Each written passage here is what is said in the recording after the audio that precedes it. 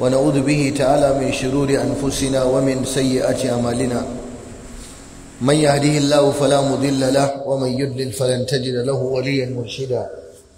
أشهد أن لا إله إلا الله وحده لا شريك له، وأشهد أن محمدا عبده ورسوله وخليله وصفيه وخيرته من خلقه صلى الله عليه وسلم.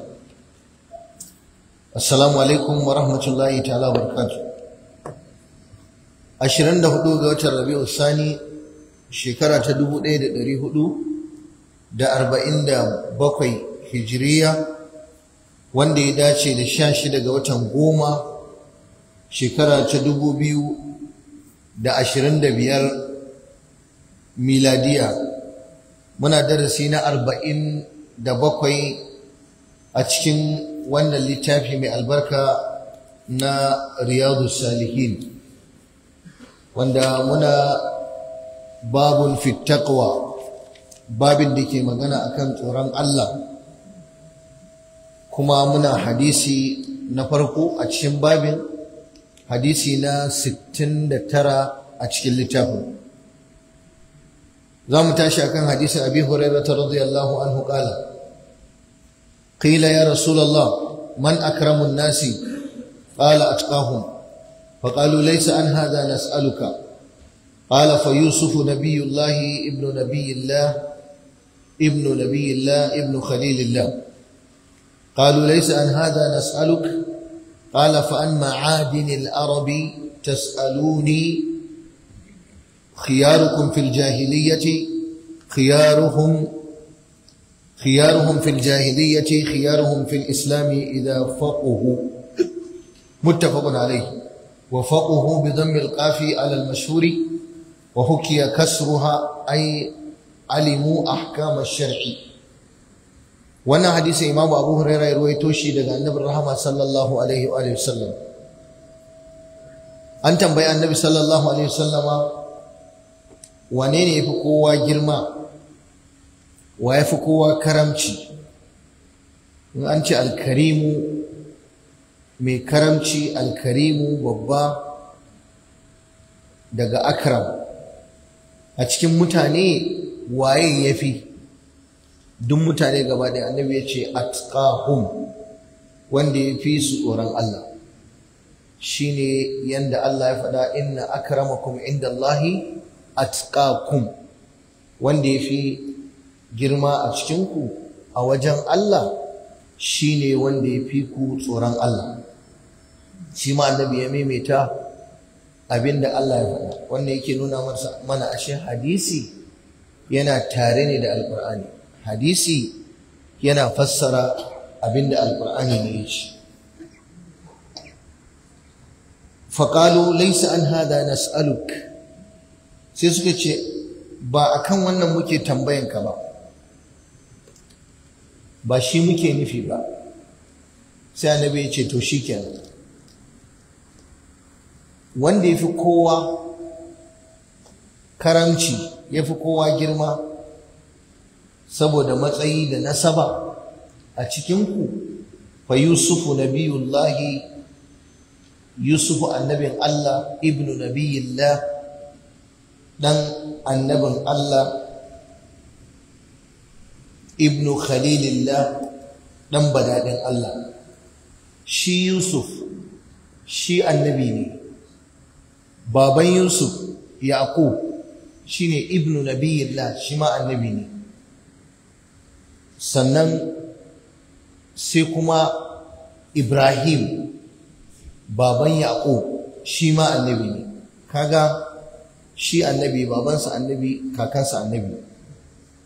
wannan babban matsayi ne. sai suka ce a'a, laisa an hada nas'aluk, mu ba akan wannan muke tambayanka ba. manzo Allah mai haƙuri sai ya ce fa an ma'adinil arabi tas'aluni, kuna tambaya na ne akan tushen larabawa. shine ma'adinul arab, usulul arab, wanda daga su ne duk wani balarabe ya fito sai annabi ya ce khiyaruhum fil jahiliya khiyaruhum fil islam idza faqahu, yace to ba kabila ake dubawa ba, ana duba fahimtar addini ne. Zaɓaɓɓunsu larabawa, zaɓaɓɓunsu a lokacin jahiliya, khiyaruhum fil islam, su ne zaɓaɓɓunsu kuma a cikin musulunci idan faƙuhu, in suka fahimci addinin musulunci. Hadisin Bukhari da Muslim suka rawaito shi, yace faquhu bi dhammil qafi ala al-mashhuri wa hukiya kasruha idha faquhu ko idha faqihu. Abinda ake nufi alimu ahkam ash-shar', suka fahimci, suka yi ilimi, suka gane hukunce-hukuncen shari'a. Abinda yake nufi masu mutunci a lokacin jahiliya a cikin larabawa da manya-manyan ɗabi'u na ƙwarai a cikin larabawa lokacin jahiliya, to za ka ga idan suka yi imani suka fahimci musulunci, Allah yana tsare musu wannan matsayi da daraja tasu tun suna jahiliya, kuma su shigo musulunci ma Allah ya tsare musu. Saboda shi musulunci ja'a li yutammima makarim al-akhlaq, ya zo ne dai ya kammala wato manya-manyan halaye da ɗabi'u na gari. Sannan bawa Allah yana tabbatar da shi akan abin da ya gabata na alkhairi. Duk wanda ya saba yana aikata alkhairi ya musulunta, to Allah zai tabbatar da shi. Illa man taba wa amana wa amila amalan salihan fa ulaika yubaddilu Allahu sayyi'atihim hasanat wa kana Allahu ghafurur rahim. Allah ya tabbatar da wanda ya imani, wanda ya tuba, ya yi imani, ya aiki mai kyau, to munanan ayyukan sama Allah yana canja masa, ya maida su kyawawa. Yanzu misali, idan mutum da kafin ya musulunta ya sha giya, ya yi zina, ya yi barna, ya yi ta'adi, sai ya zo ya musulunta, rahama irin ta Allah, jin kai irin na Ubangiji, idan ya musulunta, wannan zunubin da wannan laifukan duk sai a juya shi ya zama aikin alheri, kawai sai ya zama lada. Zina ta zama bin Allah, luwaɗi da sata ya zama me? Ya zama lada. Yubaddilu Allahu sayyi'atihim hasanat ikin wa kana Allahu ghafurur rahima. To ga tsoron Allah ya ƙaru musu, ga matsayi na dangantaka, khair ala khair kenan, alheri a bisa alheri, fadlan ala fadl, falala a bisa falala. Wannan hadisi yana nuna mana wato rabe-raben mutane da kuma irin matsayinsu a wajen Allah tabaraka wa ta'ala. Babban matsayi da bawa zai samu a wajen Allah shine ya fahimci addini. Allah ya azurta mu da fahimta addini. Duk wanda yake da daraja a cikin ku, yake da ɗaukaka a cikin ku, in bai san addini ba, a duniya ne haka ko kuke ganin sa da daraja, amma a wajen Allah ba mai daraja bane. Ko ana masa jiniya, ko ana girmama shi, ko an ce basarake ne, ko an ce mai mulki ne, ko an ce mai, in dai bai fahimci addini ba, to ku ne ko a wajen mutane kuke ganin girmansa, amma a wajen Allah ba mai girma ba ne. Mai girma, mai matsayi a wajen Allah atqakum, wanda ya fi ku tsoron Allah. Kowa yana samun matsayi ne a wajen Allah a bisa gwargwado irin na kusanci da shi da yake da shi da Allah, da sanin Allah, da sanin shari'a. Kaga wannan yana nuna mana ashe masu matsayi a cikin al'umma wanda Allah ya sanar da su Allah kuma suke bautan Allah akan shari'a, mafi ɗaukaka a cikinsu su ne malamai wanda suka san Allah kuma su suke nuna mutane hanyar Allah. To yana cikin rashin albarkar mutum, rashin albarkar gwamnati, rashin albarkar wani mulki, da zai wayi gari yana la'anta ko yana zagi ko yana ɓata malaman addinin musulunci. Kuma duk wata gwamnati a ko'ina take da take mulkar musulmi kuma take tunanin za ta yi fada da jagororin musulmi, ta yaƙi malaman musulmi waɗanda su ne katinsu lamba ɗaya, su suke gaya musu magana su ji don su suke haɗa su da Allah. To sai aka wayi gari an samu wasu ashararan mutane marasa albarka a cikinsu suna zagin manya-manyan mutane. To wannan gwamnatin karyewa ta tazo, kuma ya kamata a gaya mata gaskiya, don al'ummar da ake jagoranta al'umma ce da suke mutunta musulunci da ilimi. To sai aka samu wani sai shi kuma yake la'anta da zagi da ɓatanci ga manyan mutane a cikin al'umma. Duk lalacewar musulmi bai zai jefar da malaminsa ba, amma zai iya jefar da ɗan siyasa. Kuma shi ɗan siyasa fa shi mai talla ne a kasuwa, shi kayansa yake kasawa a saya. Mai wayo a cikin 'yan siyasa mai basira baya bari a ƙara masa abokanan gaba da yawa, baya bari. Sulhu yake nema, zaman lafiya yake nema. Duk lokacin da mutane suka wayi gari a cikinsu ba sa ganin mutuncin masu mutunci, ba sa ganin darajar wanda Allah ya ba su daraja, to su ɗin mutanen ba za su taɓa yin daraja ba, kuma ba za su taɓa cin nasara akan abin da suka sa a gaba ba. Babu abin tausayi kan irin ma ɗan siyasa wanda yake neman ƙuri'a. Sai ka je wani haka kawai, wani karan kaɗa miya, wani bola a cikin tafiyar, bola ya je jawo maka masifa kuma ka zuba ido ka kyale shi. Sai ka kwatanta nauyin wannan mutumin da yake zagin malamai da kuma nauyin malaman da jama'ar da wannan yake da ita yana da ita, da kuma jama'ar da malaman suke da shi, da waɗanda suke bin su suke ganin mutuncinsu. Malami da Allah ya sa mala'ikun da suke saman bakwai suke masa addu'a, kai ka isa kai faɗa da shi? Ai baka isa kai faɗa da shi ba. Saboda haka ya kamata mutane su gane, manzon Allah sallallahu alaihi wasallam ya mana bayani cewa al-fiqhu fi din, fahimtar addini, gane addini wani matsayi ne a wajen Allah. Idan fitsari wani abu ne, kaza sai ta yayi ko?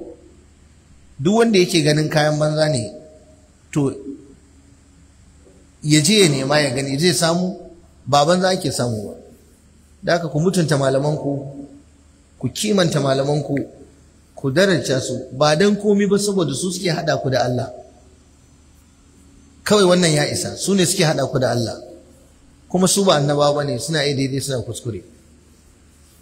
Allah raba mu da masifa, Allah raba mu da taɓewa, da yawan masifun da suke samu a cikin al'ummar nan. Wallahi rashin kare darajar bayan Allah, waliyan Allah da Allah ya tsare musu mutuncinsu. Wani kaskantacce, tozartacce a cikin al'umma ya fito fili yana zagin masu mutunci, da zai taɓa yin albarka ba. Kuma waɗannan mutane za a bi su da tofin Allah tsine har su gama rayuwarsu, ba za su taɓa yin alheri ba su kaɗai, har zuri'a da za ta biyo bayansu. Sai sun shuka musu shari'a, ce ai wannan ubansa lokacin da ya dawo ai faɗa yake da addinin musulunci, faɗa yake da shari'a. Manzo Allah ya faɗa, khiyaruhum fil jahiliya khiyaruhum fil islam idza faqihu ko idza faqihu. Sayyidina Usman tun a cikin jahiliya musulunci bai zo ba, yana cikin mutane masu daraja a jahiliya. Ka duba yadda Allah ya tsare mai darajarsa bayan shiga musulunci, faqiha fid din. Sayyidina Abubakar sau da yawa kafirai sun zo za su yi rashin kirki wa musulunci da da'awar musulunci, in sun ga Abubakar yana zaune a kusa da annabi sai ce ayya, wannan mutumin tun a jahiliya, tun kafin musulunci ya zo, mutum ne mai karamci, mutum ne babba, mutum ne mai yi mana abin alheri, mutum ne mai mutunci.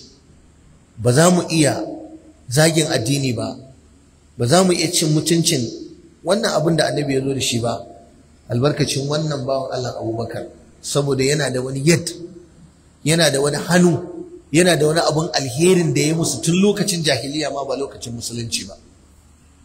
Usman fa cewa yi wallahi na muku rantsuwa da Allah tun a jahiliya ban taɓa yin ƙarya ba ballantana a shigo musulunci. Sayyidina Umar kowa ya san matsayinsa, kowa ya san darajarsa, ba mutum ne tozartacce ko wulaƙantacce ba ko a jahiliya da kuma lokacin musulunci. Allah ya tsare mai darajarsa, a can ɗin babba ne kuma da ya shigo musulunci ma ya zama babba. Ali bin Abi Talib su ne ƙanana a cikinsu, shi wannan ya taso ne a gidan Annabi sallallahu alaihi wasallama tun da yarintarsa, kuma ƙani yake ga manzon Allah sallallahu alaihi wasallam. Da ku duba yadda Allah ya tsare darajar waɗannan mutane da kimansu da matsayinsu da ɗaukakarsu. Saboda me? Saboda sun san Allah, kuma hatta mutanen banza suna girmama su. Wato inda nake so ku gane abin, ko mutumin banza a cikin mutanen banzan ma in ya ga masanin Allah, in ya ga malami yana ɗan ɗaga mai ƙafa, to ƙarshen asharari a cikin mutane mara albarka mai sifa irin ta 'yan wuta shine mutumin da zai samu malaman addini masu karantar da mutane dare da rana yana kiran sunansu yana zagin su. Ita kuma wannan al'ummar, shi wannan mutumin da yake wannan ɗabi'ar, wato me ya kawo musu, me ya zo da shi, me ya amfanar da al'umma? Babu. An ce zaɓaɓɓe a cikin mutane khairun nas anfa'uhum lin nas, mafi alheri a cikin mutane shine wanda ya fi amfanar da mutane. To shi wannan mai zage mutane, shi mai yawan mutane na amfani? In banda mutane sun lalace wa Allah ya kawo mu zamani na rashin mutunci da rashin imani da rashin kulawa da addini ba, irin waɗannan ƙazaman mutane ai bai kamata a ɗauki hotonsu ma ana nuna su ba. To amma ba albarka, ba albarka. Allah ya shiryar da matasanmu, Allah kuma ya shiryar da shugabanninmu su gane, duk shugaban da ya ja mutumin banza a gindinsa, billahi alazim sai ya maka barnar da za ka yi kuka a cikin ɗaki. Kuma mu je zuwa mu gani insha Allah. Da haka ya kamata a faɗaka kuma a farga. Allah ganar da mu. Manzo Allah sallallahu alaihi wa sallama ya yi magana akan sharafun nasab anan. Sharafun nasab yanfa, yana da amfani idan damma ilaihi taqwa wal khawf min Allah. Dangantaka tana da amfani, dangantaka tana da amfani, dangantaka tana da amfani matukar ta haɗu da wato imani, ta haɗu da tsoron Allah. Amma duk matsayi da dangantaka, duk ɗan dangi, mutumin da yake ɗan dangi ne, idan bai da tsoron Allah bai da amfani. Dan shi a wajensa waye mai matsayi a wajen Allah shine mai tsoron Allah. Sannan ana girmama ɗan adam da taƙawa. Gashi malamai suka ce annal insan, shi ɗan adam ana girmama shi kuma ana ɗaukaka shi bi sharafi taqwa, da ainihin sharafa ta tsoron Allah. Ko da bai da kuɗi, ko da bai da abinci, ko da bai da matsayi ko a wajen ku, amma tsoron Allah nan ya cancanta ya sama masa matsayin da ya fi na kuɗi, matsayin da ya fi na dangantaka, matsayin da ya fi na kaza, saboda tsoron Allah, saboda inna akramakum indallahi atqakum. Sannan Allah tabaraka wa ta'ala ya fifita annabi Yusuf a cikin annabawa da abubuwa da yawa. Allah ya bashi makarimul akhlaq, kyawawan ɗabi'u. Ka koma cikin suratu Yusuf ka karanta tarihinsa da kissarsa ka ji, ka ga irin yadda Allah ya karrama shi da inda ya iya siyasa da shugabanci. Sannan Allah ya girmama shi da sharafin nubuwa, ya bashi annabta, ga kyawawan hali ga kuma annabta. Sannan Allah ya bashi sharafin nasab, ya bashi ɗaukaka ta dangantaka. Sannan kuma Allah ya bashi sharafa ta ilimi, ga iya fassara mafarki, duka nasa ne shi kadai.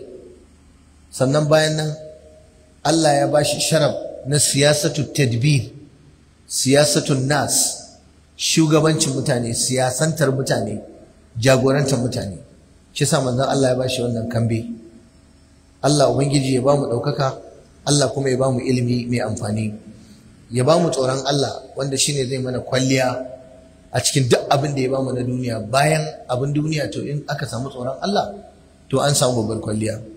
An Abi Sa'id al-Khudri radiyallahu anhu an Nabi sallallahu alaihi wasallam qala inna ad-dunya hulwatun khadiratun wa inna Allah mustakhlifukum fiha fayanzuru kayfa ta'malun fattaqu ad-dunya wattaqu an-nisaa fa inna awwala fitnati bani Isra'ila kanat fi an-nisaa. Hadisin Muslim.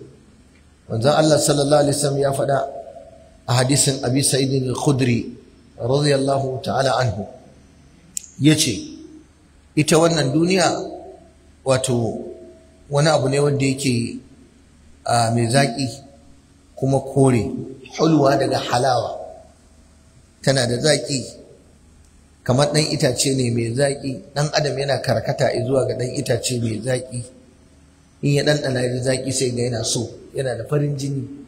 To ita duniya tana da farin jini a wajen 'yan duniya, sannan kuma launinta koriya ce. Me yasa aka zaba mata koren launi? Saboda ɗan adam yana son launi kore. Duk inda launi yake kore ɗan adam yana sha'awarsa, yana son sa. To annabi ya ce duniya tana da zaki kuma kalar duniya koriya ce shar, abin sha'awa. Ya ce wa inna Allah mustakhlifukum fiha, Allah zai sanya ku zama halifofi a cikinta. Abinda ake nufi yakhlufu ba'dukum ba'da, wasu za su maye wasu, wasu su yi mulki, wasu su biyo bayansu, wasu su yi sarauta, wasu su biyo bayansu. Wani ya rike shugabanci ya sauka, wani ya hau, wani ya wuce, wani ya hau, wani. Tunda Allah ya duniya haka ake yin ta. Kaga duk wanda yake da mulki in yana da hankali, in ya tuna faɗin annabi wa inna Allah mustakhlifukum fiha, duk wani matsayi da ka samu Allah ya baka a duniya, ka tuna wa inna Allah mustakhlifukum fiha, Allah zai maye ku. Ka san me ake nufi? Wata ran zaka sauka, wani zai hau. Ko me? Yanzu manyan mutane a duniya annabawa ne, su ne Allah ya zaɓa masu isar da saƙo. To sai lokacin su ya ƙure, Allah ya ɗebe su gaba ɗaya. Ina annabawa suke? Ba sa nan. Yanzu sai aka bar malamai. Su ma malaman, wani ya zo ya ci zamaninsa ya mutu, wani ya gaje shi, ko ɗansa ko wani ɗansa, shi ma ya yi ya kauce. To yanzu akwai tunani a nan, mutum dan yana wani mulki gajere mai 'yan shekarun da ba su fi yatsun hannu ba, ya ta rashin hankali, ya ta shirme, ya iya kasa gane siyasa. Ana ce mutum ɗan siyasa amma bai iya siyasa ba. Wa inna Allaha mustakhlifukum fiha, ai duk kujerar da ka hauta aka ce zaka tafi ka batta, ai tana da hadari, ba ta da daɗin zama, saboda ba taka bace, gwaji ne aka kawo ka. To in suna kake nema, in matsayi kake nema, yi kokari ka zauna da mutane lafiya, ka yi wa abin da mutane za su ji daɗi, ka rage wa kanka masifa da bala'i. To amma wanda yake da gajeren tunani shine yake ruduwa da duk kujerar da ya hau da sunan mulki, ko da ku shugaban masu yin shara ne, ko da ku monita ne a aji, akwai lokacin da babu shi. Wa inna Allaha mustakhlifukum fiha yakhluqu ba'dukum ba'dan, wasu za su zo su wuce wasu. Tunda aka yi duniya ka duba tarihi gani, wane ne yake mulki wanda mulkinsa bai kau ba ya tafi? Sai Allah shine maliki yawmiddin, mamallakin ranar sakamako. Amma duk wani dan adam da ka sani yana iya zamani wata ran a neme shi a rasa. Wa inna Allaha mustakhlifukum fiha. Allah sa kun gani. To sai annabi ya ce wannan wani sako ne, ya ce Allah ya ɗora ku, wani ya hau wani ya kau, fayanzura kaifa ta'malun, don Allah ya gaya za ku aikata. Duk abin da aka baka a wannan duniya mai zaki, duk abin da aka baki a wannan duniya mai ɗanɗano, mai kala, mai ban sha'awa, fayanzura kaifa ta'maluna ne. Allah zai duba ne ya gaya za ku yi. Yanzu ɗan adam ma in ya ce ya baka abu, ya sa ido ya gaya ya za ka yi, ya baka maki a kai, ai ka kyautata. Ballantana Allah. Yanzu duk buge-bugen da muke yi da make-maken da muke yi, jarrabawa ake cewa za a yi mana ko a makaranta ko a ma'aikata, sai ga mutum yana neman addu'a. Dan uwanka ne fa zai gwada ka, dan uwanka ne fa zai maka tambaya, ba kuma mala'iku ne za su zo da question papers din nan ba. A'a, dan uwanka ne mutum, amma kana bukata a maka addu'a. To ina ga jarrabawar da zaka tsaya gaban Allah a karan kanka kai kadai ka bada ansa a kanka, to masifar bata isa ba, ina ga wanda aka hada masa kuma da zai bada ansa akan mutane. Ga abin da ya kamata ka tsawata ba ka tsawata ba saboda son zuciya, ga abin da ya kamata ka yi ba ka yi ba, ka bari lokacin ka ya kure, sai bayan mutum ya gama, sai kuma in mai rabo ne ma sai ga yana ta rike carbi yana zuwa masallaci, ana shimfiɗa masa sallaya a masallacin juma'a, yana jiran a zo a gaishe shi. Wasu su ta tsallaka shi ba za su gaishe shi, wanda suka gane shi in ya musu mutunci tsaya su gaishe shi, wanda suka gane shi bai musu mutunci ba sun gan shi canja hanya. Abin da yake faruwa kenan. Wallahi aya Allah yake nuna wa masu mulki amma ba sa fahimta, kuma dole a gaya musu shine gata, shine soyayya din. Duk wanda yake kan wata kujera ana masa jiniya ko ana cewa shine lamba ɗaya a garin su ko shine waye, lokaci ne. Kwanan nan muka je wani babban taro a wata jiha, wani gwamna ya zo na wata jiha, a lokacin sa kaga mulkin da ya yi, amma wallahi tallahi da ya zo taron nan malam da ƙyar ya bari, da ƙyar aka bari yan agaji suka bari ya shigo saboda ba san shi ba, lokacin sa ya wuce. Da ƙyar fa, shi ko ɗan sandan ma da yake ɗan rakiya ma shi ba a rako shi da shi ba, ko manta shi a gida ko kuma ya aka yi Allah wala, wallahi aka yi shigo, kuma ba a tanadi wurin zamansa ba. Ka duba mutane da rashin kirki, ya fa shugabanci gurin amma an yi taro kuma an gayyace shi, sai da aka zo aka nemi alfarma wani, wannan a gabana aka yi, aka nemi alfarma wani aka ce da Allah ta shi ka ba tsohon gwamna ya zauna. Ni dai a gani na tun da ya zo ya zauna bai fi mutum 2-3 suka zo suka gaishe shi ba, amma dan uwansa da yake mulki a lokacin mutane sun fi 200-300 a bayansa. Yanzu wannan bai isa mutum aya ba. A nan duniya ma sun manta da kai, ko suna kallon ka sun nuna ba kai ba, to ina ga wajen Allah in ka je baka aikata aiki na kwarai ba. Kuma ba mamaki ya saci kuɗin da ya sata, ba mamaki yana da manya-manyan gidaje a wancan garin, ba mamaki ya yi duk abin da yi. Duk waɗannan abin za ka tattara su kai ka gama, wannan credit ɗin da za ka samu a wajen mutane sai ga babu shi. Kai ta neman girman ka rasa, mutum ya zo ɗaurin aure ana ture shi a ce jama'a a matsa an ki a ba shi wuri. Allah ya sauye. Wa inna Allaha mustakhlifukum fiha fayanzuru kayfa ta'malun. Allah shi ke mayewa, kuma wannan akan kowa ne yana faruwa. Kawai abin da ake so kowa in ya samu dama ya shuka alheri. Duk wanda ya samu dama ya taimaki mutane. Ina gaya muku, duk wanda ya samu dama ya taimaki mutane. Kuma ina gaya muku, duk wanda ya taimaki mutane in Allah ya sa da Allah bai zai tabar da shi ba. Amma wanda ya girman kai, ya yi zalunci, ya yi jabarutanci, ya yi mutakabbiranci, ya nuna isa, ya yi abin da ya ga dama, ko ba shi lokaci. Ai tun da ba a dawama akan kujera, ai alhamdulillah. Mai dawama akan mulkinsa Allah shine Malikud Dayyan, shine wanda baya kaucewa. Da haka ku nutsu kuma ku saurari wa'azi, ku ji gaskiya a gaya muku. Ita giyar mulki, giya da kake gani, mulki giya, ka san giya ko? Sai mutum ya sha giya a buge yake abin, to kaɗan ne wanda Allah yake zaɓen su, yake ba su tunani mai kyau, suke aikata abin da ya kamata. A yi haƙuri, hadisi ne muka zo kansa kuma dole mai bayani. Fatanmu Allah ya sa a gane, fatanmu Allah ya sa a karɓa, kuma wataƙila kai ka zama gwamna wata ran, kaga mun sauke maka hujja. Wataƙila kai ka zama shugaban ƙasa, wataƙila ka zama minista, wataƙila ka zama wani babba a jami'a ko ka zama wani babba a wata ma'aikata. Ka sani cewa yanda wani ya hau kujeran nan ya sauka ya batta, to kai ma za ka batta.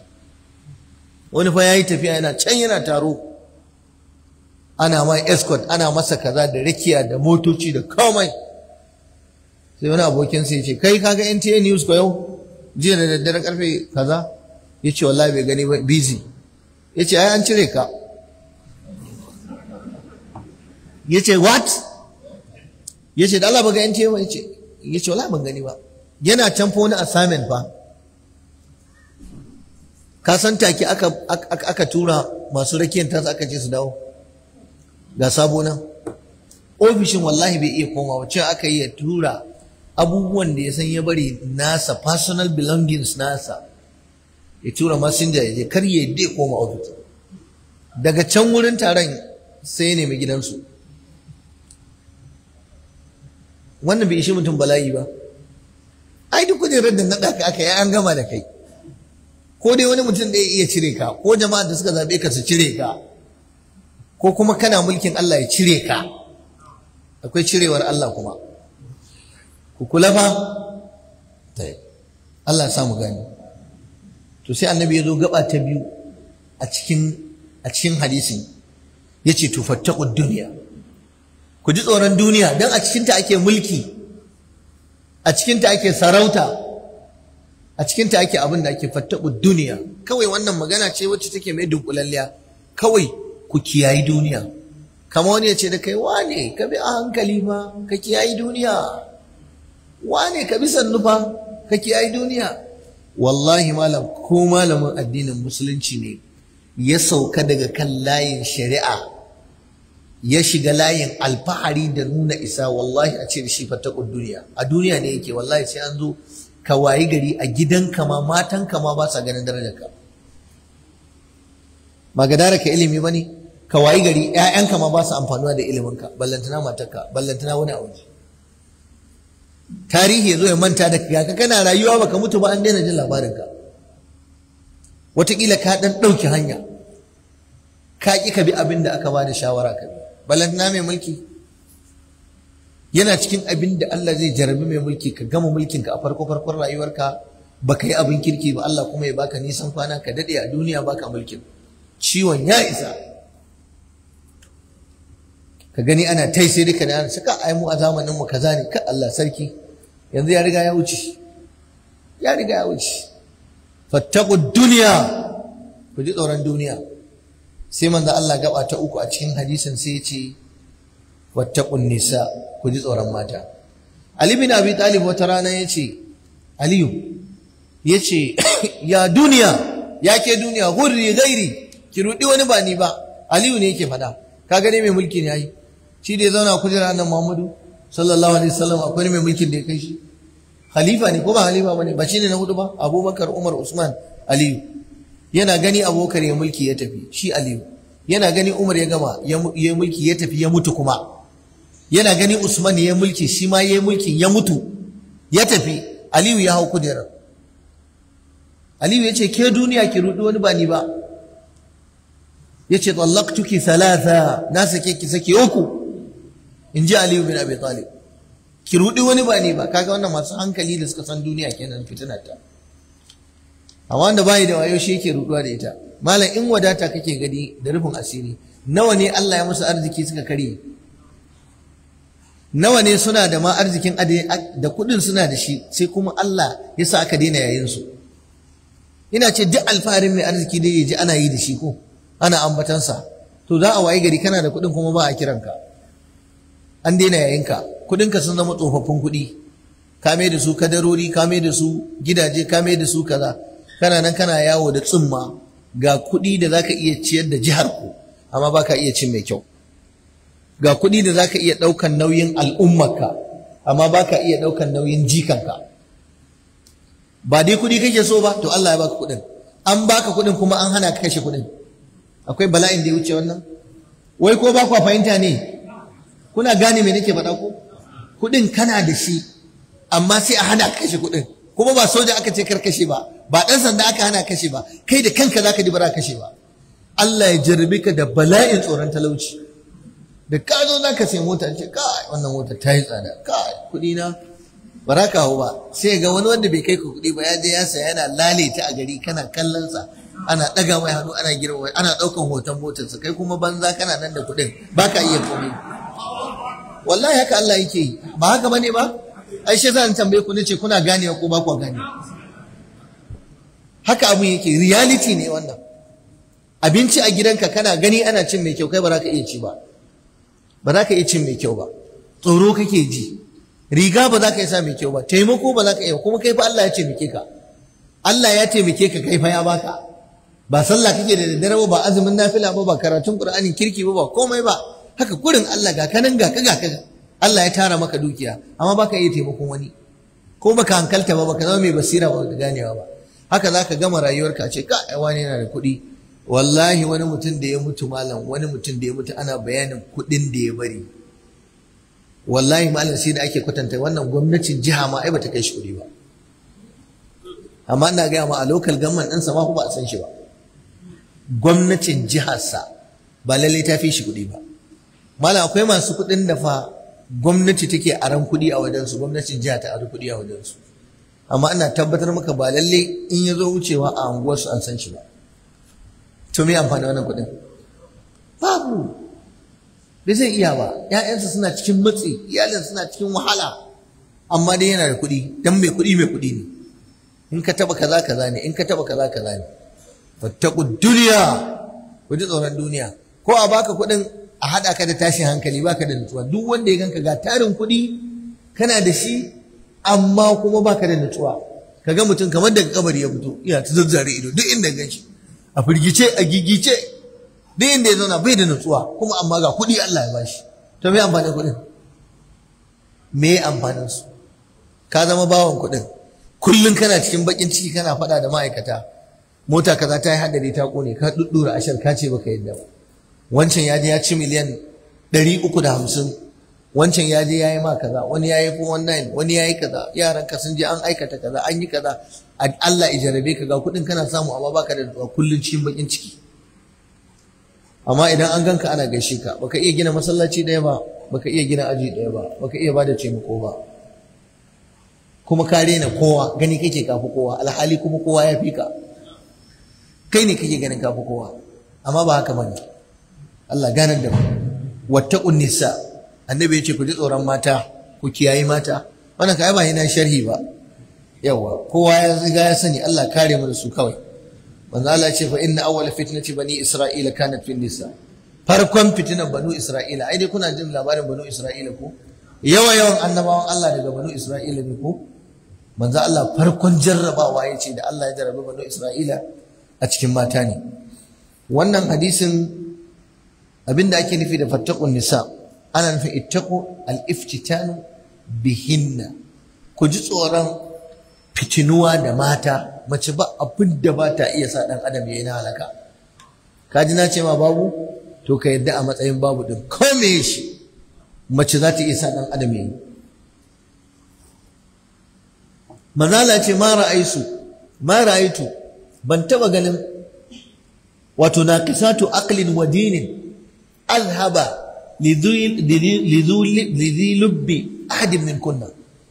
Suke wato masu tawaya a hankali, tawaya a addini. Mace fa ba ta iya yin sallah a wata cikakken wata ba, duk watan ta ba ta iya sallah complete ba. Akwai kwanakin da ba ta yin sallah. Ko da za a je a kiyama, kai namiji kana da cikakken watannin ka kana sallah, amma mace duk wacce take ta zama baliga tana al'ada, sai wanda ta zama ya isa ta daina yi. Amma a shekarunta akwai shekarun da ta ɗauka ba ta yin sallah cikakken wata. Tawayar addini. Kuma kowa ya sani tsananin riko da addini, hazama da addini, yi da gaske. To wannan ana samun maza suna gaba sama da mata. Matan ma ba wai ba sa yi ba, amma suna yi.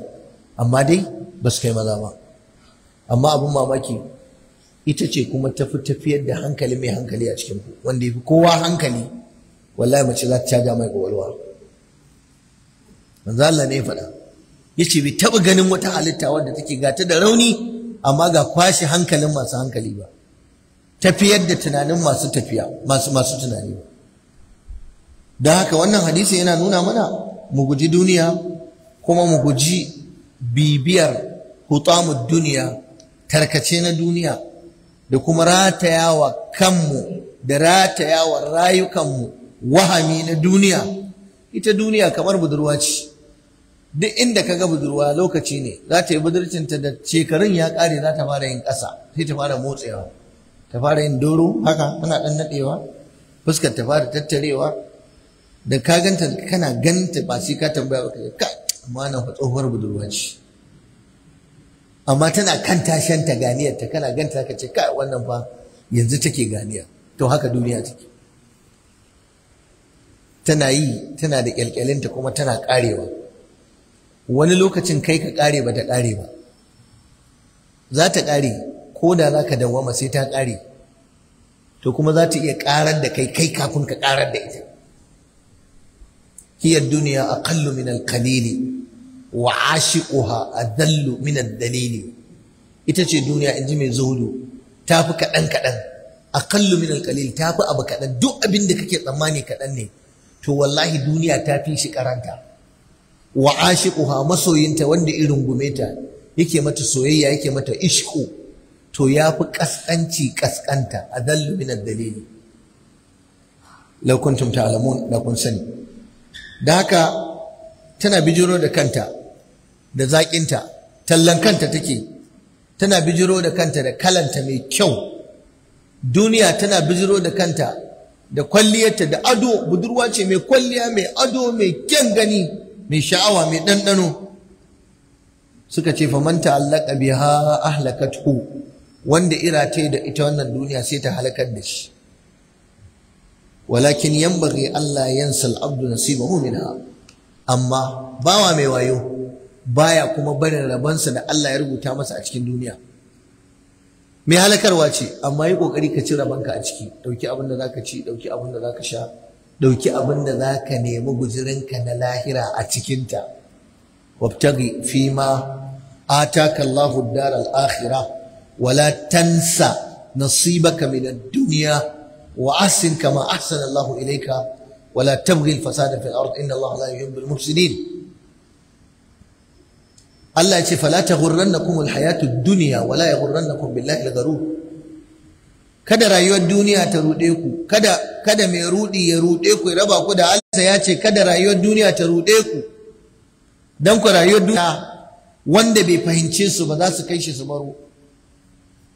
Dan haka ku kiyaye kada su halakar da ku saboda neman jin daɗi da morewa. Duk wani sababi da zai kai ka zuwa ga harka da mace, to ka nisance shi. Ku kiyaye sha'awarku don kar ta kai ku ga halaka. Ku nisanci cakuduwa da mata. Daga cikin fitinar mata akwai al-ikhtilatu bihinna, zama wuri guda ɗaya, cakuda wuri guda ɗaya da su. Duk imaninka in dai kana haɗuwa da mace, kana zama wuri guda da ita, kuna hira da ita, kuna mu'amala da ita, wallahi sai ta fitine ka wata. Kar ka manta kuma lokacin ka is counting. Wannan rayuwar taka da kake ta dalibta ana rubutawa ne, yana cikin lissafi. Wannan rayuwar taka da kake ta samartaka is counting, ana irga maka ne. Su mata kawai zaman lafiyanka a nisance su, kuma ba wani gwani a cikinsu. Ba wai wanda zai shiga cikinsu yana harkoki da su a ce wai shi gwani ne, wai shi ya kubuta da su. A'a, kawai annabi ya ce ku ji tsoron mata kawai, shikenan. Ittaqud dunya wattaqun nisa. Cakuduwa da mata, al-ikhtilat, haduwa maza da mata haram ne, sai dai larura ba yanda za a yi. Amma duk yanda mutum zai iya nisantan shiga cikin mata, haduwa da mata, cakuduwa da mata, zama wuri guda da mata, mu'amala a haɗa jiki da mata, in dai za ka iya yi, to ka yi ƙoƙari ka kiyaye don ku addinin ka ya hana. Ba ruwanka da wani zamani, a yanayi ne, a kaza, to ko yanayi dai ka kula da addinin ka. Duk yanayin da ka tarar da kanka, to kuma ka rinka gaya wa kanka kai ko musulmi ne. Anta ma'mur, ana baka umarni kuma ana kallon ka. In mulki kake yi, in karatu kake yi, in kasuwanci kake yi, in ma mu'amala kake yi, ko ma wani yanayi ka tarar da kanka ce ai yanayi ne, to ka rinka kula dai da addinin ka. Dan wannan yanayin ba shine Allah zai duba ya kare ka ba, ya kale ka ba. Kakka lalata addinin ka saboda wai yanayi. Sannan dukkan wuri na fitina a nisance shi, kallon su da sha'awa, taba jikin su da sha'awa, wannan duk haramun ne. Ka kiyaye saboda fitina, saboda sun halakar da waɗanda suka gabace ku. Kuma duk lokacin da mutum ya gane wannan wurin fitina ce, to zaman lafiyarsa ya yi taka tsantsan da wannan fitina. Ka gane, to iya hankali. sannan yana cikin abin da yake zubar da mutuncin mai mutunci da wuri shine harkar mata. Duk dare da ka a cikin al'umma in aka tuhumce ka da harkar mata, hayya zance ya kare. Shi kuma akwai abin da yake haka yake a rubuce, duk wanda ya bari yana da mutunci, ya bari mutuncinsa ya bare a cikin mutane, to shi mutunci in ya riga ya bare, to ko da ana kokarin dawo da shi baya iya dawowa duka. Kamar madara ce in ta zuba a ƙasa ba a iya kwashe ta duka. Kar ka bari a taɓa mutuncinka akan mace, kar ka bari mace ta zuba maka da mutunci, kar ka bari mace ta yaudare ka, kar ka bari a gane kana da rauni a ɓangaren mata. Yau malam, matarka ta aure mata sunna fa, ka iya zubar da mutuncinka a kanta a cikin ƴan uwanta matanka su gane rauninka. Ba ka iya ɗaukan ƙarar, ba ka iya ɗaukan doka, ba ka da authority a kanta. Ita ta isa, ita ta fi wata, sai ga kimanka ta yi ƙasa. In ka faɗa sai ga ba za a bi ba. To ballantana a wajen aiki, ballantana a wajen kasuwa, ballantana a wajen kaza. Musamman 'yan kasuwa da suke zama a shago kullum mata suna zuwa sayan kaya a wajensu. Fitina! Yau Allah ya kawo mu lokacin da matan fa su suke neman maza. Da maza ke neman mata sosai, amma yanzu mata suna neman maza sosai. Kuma Allah ya kawo mu lokacin da ana iya shirya maka dan a ci mutuncinka, haɗa ka da mace. Karka ce wai baka isa ba, karka ce baka kai ba. Kowa da matsayinsa, a iya matsayinka ake iya yaga ka. Da haka ka kiyaye, kai taka tsantsan, kuma ka tsare. In baka yi haka ba, za ka samu da na sani da damuwa. Yanzu yau cikin fatoyin da ake damun mu da shi, ku yi haƙuri, ku matasa ne samari yawancin ku. Matsaloli shine mutum ya je aure yarinya budurwa, ya kai ta gidansa, sai ta zo masa da wani ciki wanda ba nasa ba. Kafin fa a ɗaura auren daman ta yi cikin, a ɗaura masa aure da ita. Ta zo ta yi ƙoƙarin haihuwa, lokacin haihuwar ta bai yi ba a lissafi. Ya za a yi sai iyaye sai a rufe asiri, a yi haƙuri. Mutum yana masallaci yana jan carbi, amma yarsa mutanen banza suna ɗaukanta suna lalata ta. Abin bakin ciki, abin ciwo malam.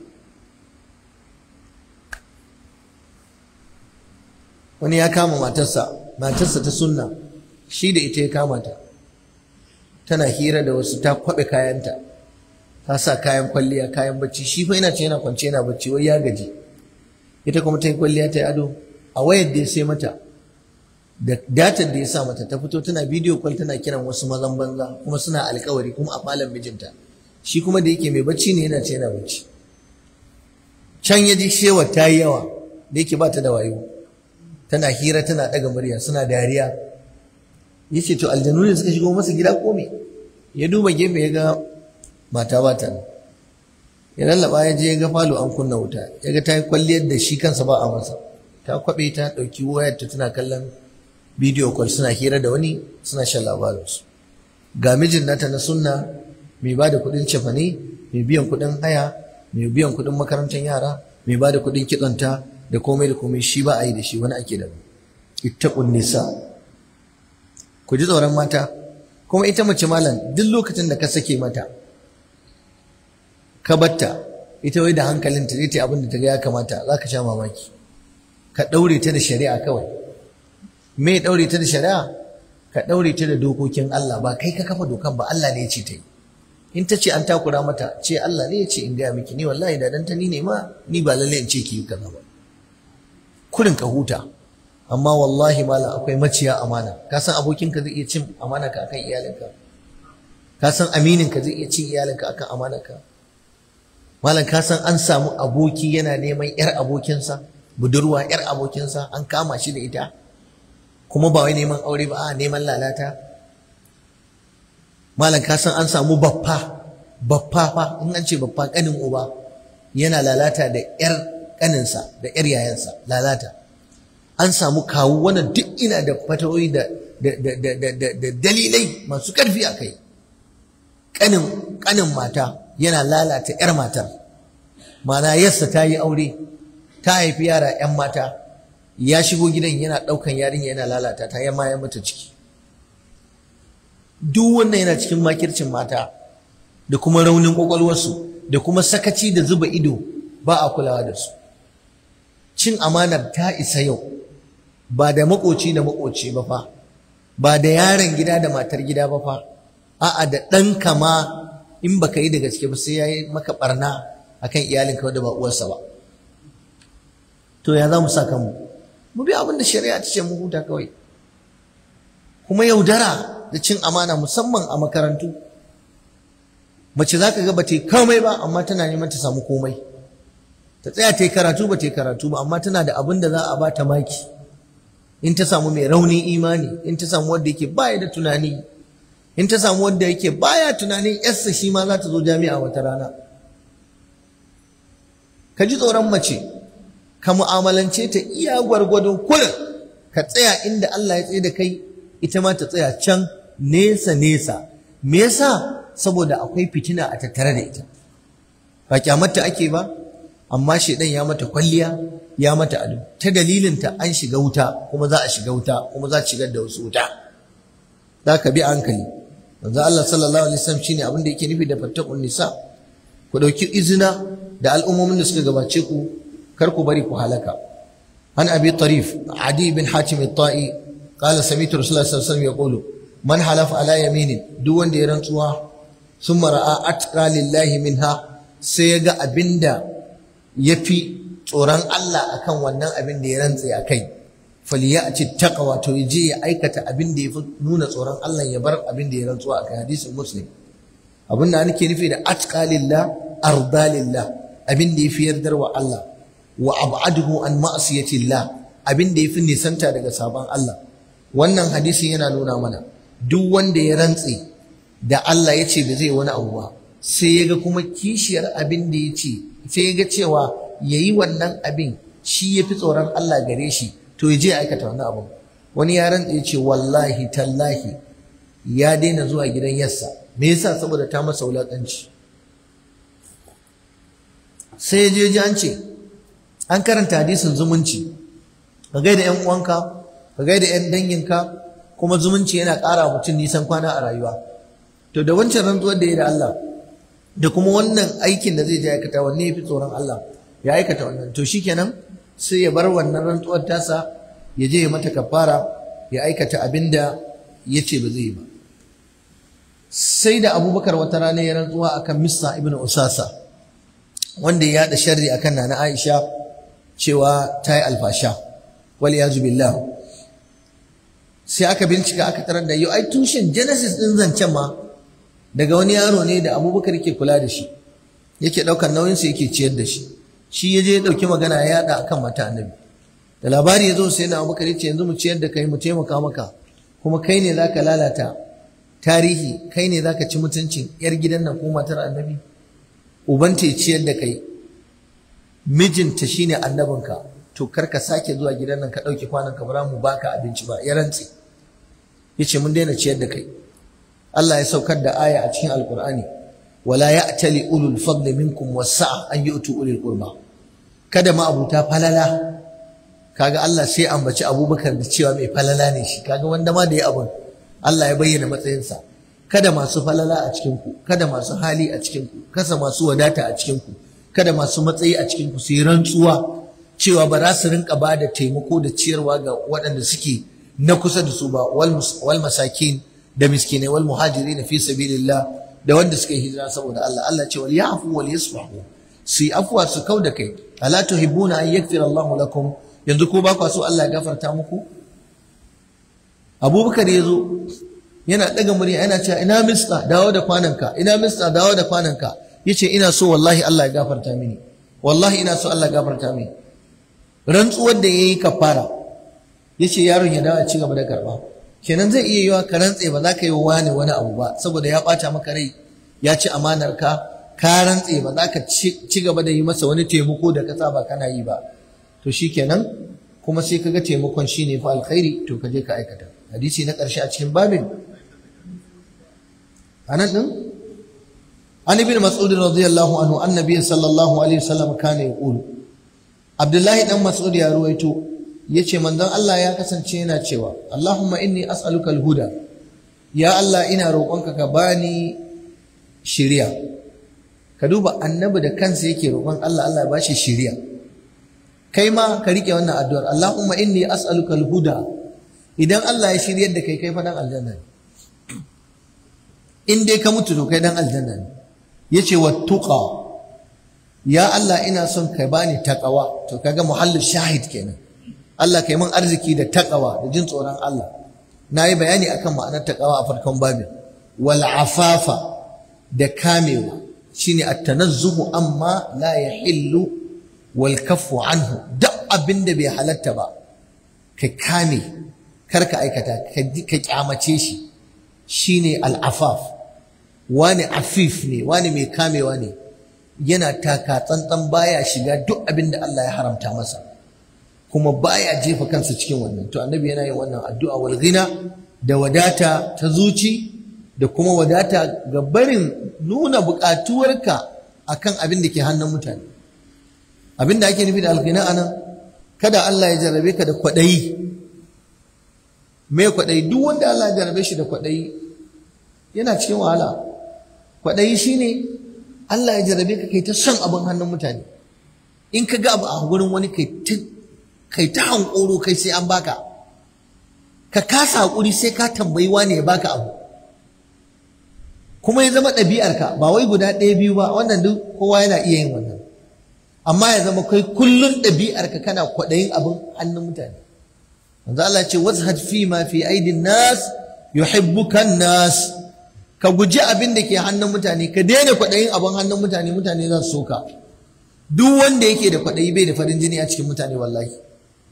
Wanda kuma yake kamewa yana so ɗin amma sai ya nuna bai damu da shi ba, to ya fi farin jini a wajen mutane. Kuma an zo ba shi an fi girmama shi. Wani ma sai ya yi ji tsoron ya baka ma za ma ka karɓa kuwa. To wannan ya fi daraja akan ya baka ya zage ka, akan ya baka ya wulaƙanta ka. Ku samari ne, ku matasa ne, kar ku yi dentin image, kar ku lalata mutuncinku da rayuwarku da kwaɗayi. Roƙo, yanzu ka duba abin da yara 'yan siyasa suke, bara, tumasanci. Ka ga motar ɗan siyasa ka bi ta da gudu, kana gudu har za ka faɗi a jefo maka 1,000, ko a jefo muku 10,000, ko a jefo muku 100,000, wani ya je mota ta karya shi. Bambaɗanci da roƙo, ka ga babban mutum kana masa bambaɗanci saboda wai ya baka, kwaɗayi, kana wulaƙanta kanka. Wataƙila a wajen Allah ka fi shi daraja baka sani ba. Wataƙila nan gaba Allah ya tanadan maka matsayin da sai ya zo ya nemi taimakonka shi wannan, ko kuma 'ya'yansa sai ka ci da su, ko sai ka taimaka. Kar wanda irena kansa, ba cewa akai kai girman kai ba, amma abinda Allah ya bawa wane bai gagara ba kai ma ya baka, gaggawa ce da kai kawai. Kai hakuri ka bi hanya kamar yadda kowa ya bi hanya. To wannan shine al-ghina. Ba wai kawai ku dauki fassarar sa a matsayin wadata, Allah baka kudi, Allah baka kaza, Allah la no. Shi ma yana cikin gina, amma yana cikin gina shine ghinan nafs. Ranka ya wadatu da iya abin da kake rayuwa. Kana aikin gwamnati, kana daukan albashinka naira 100, 200, 150, 60, 30, babu damuwa. Wani abokinka kuma yana aiki a federal yana daukan 500. Kar ka ɗora wa kanka sai ka yi rayuwa irin ta wancan. Kuma kar ka ji cewa Allah ya mai da kai baya, me yasa ya bar albashinka 200,000, abokinka 500,000. Kar ka ji haka. Kuma kar ka taɓa jin wai abin da yake da shi ya burge ka, ka ɗauka kai ma naka ya fi muhimmanci.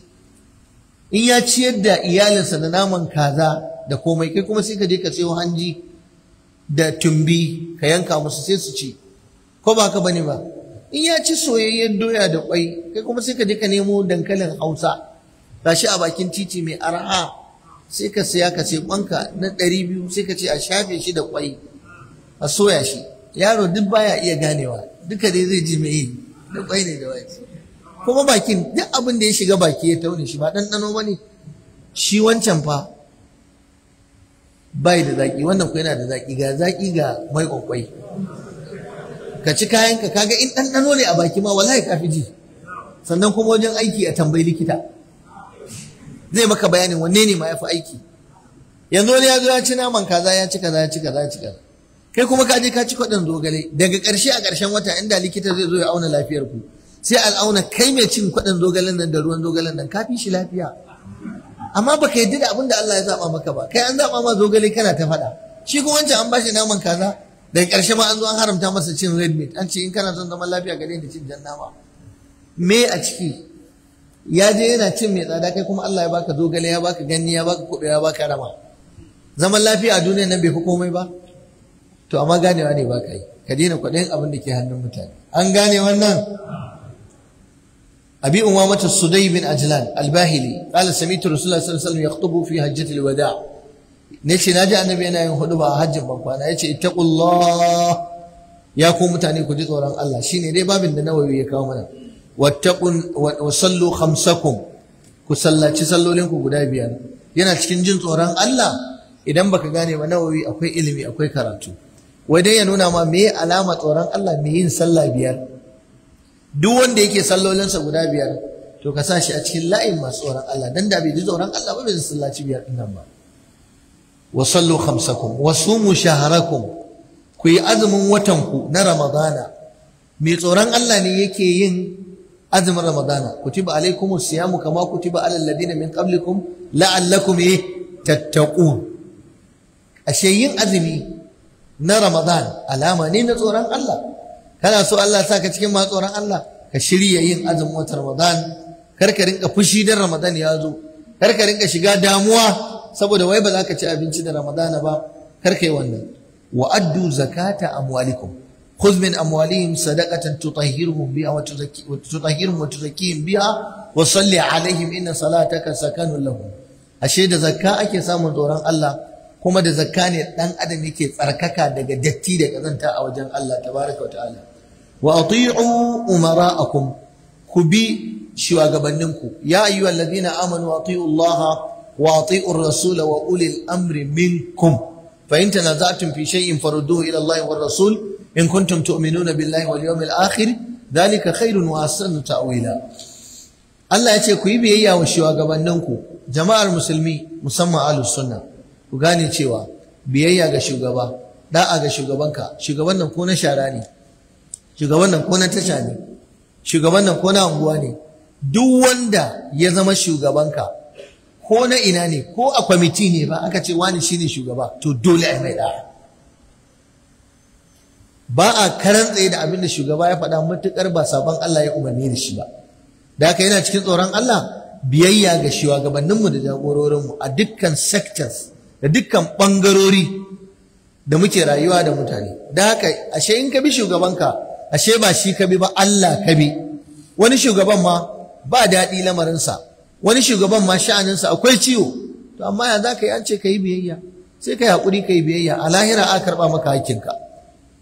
Annabi ya ce tadkhulu jannata rabbikum, za ku shiga aljannar ubangijinku. Wannan hadisin Tirmidhi ne ya rawaito shi. Kenan sakayya waɗannan abubuwan gaba ɗaya shine samun shiga aljanna. A cikin ƙarshen kitabus salam yace hadisi ne hasanun sahih. Wannan shine ƙarshen wato babu taqwa da malam Imamu An-Nawawi ya kawo mana a cikin wannan littafi na Riyadus Salihin. Sati mai zuwa insha Allah za mu tashi babun fil yaqini wat tawakkul, babin da ke magana akan yaqini da tawakkali, wanda shine babi na 7 a cikin littafin Riyadus Salihin. Wa bi hadha al-qadri kifaya wa subhanaka allahumma wa bihamdik ashhadu an la ilaha illa anta astaghfiruka wa atubu ilaik. Wassalamu alaikum wa rahmatullahi wa barakatuh.